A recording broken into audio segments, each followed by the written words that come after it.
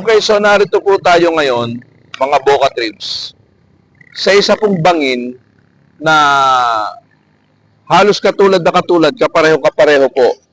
Noon pong bangin na nilugaran po nitong si Yuse Cabral. Ngayon, titingnan po natin kung magmamatch po yun pong mga lumalabas sa report tungkol po dito sa di umano ay pagpapakamatay or pagtalon nito pong si Yuse Cabral.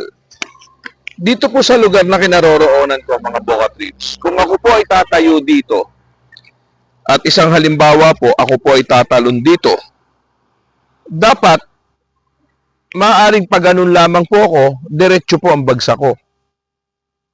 Or kung ako naman po ay nakaupo dito at ako ay itutulak, dapat po ganun din ang bagsak ko, diretso rin. Pero ang nakapagtataka po dito, bakit po lumalabas na doon po siya bumagsak sa kabilang lugar doon? Doon po siya bumagsak. Kung siya po ay tumalon, tila napakalakas naman yata po niyang tumalon. At sukdo lang napakalayo po ng kanyang naabot para po makarating siya doon sa kabila at doon po makita yung mga markings ng kanyang dugo, markings po ng kanyang pagbagsak. Kanya, kung atin pong pag-aaralang mabuti ang mga Boka Tribs, parang napakahirap pong tanggapin na siya ay tumalon mula po sa kanyang kinalalagyan. Dapat diretso po dito at po pwede pong siya ay sumabit-sabit pa, ang kanyang katawan ay magkaroon ng mga galos at sasabit po kasi siya doon po sa mga ilan pong mga puno na naririto kung siya po ay tumalon. At ganoon din kung siya ay tinulak.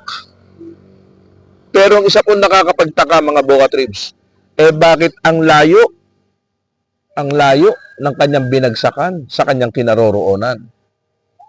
Talagang napakalalim po.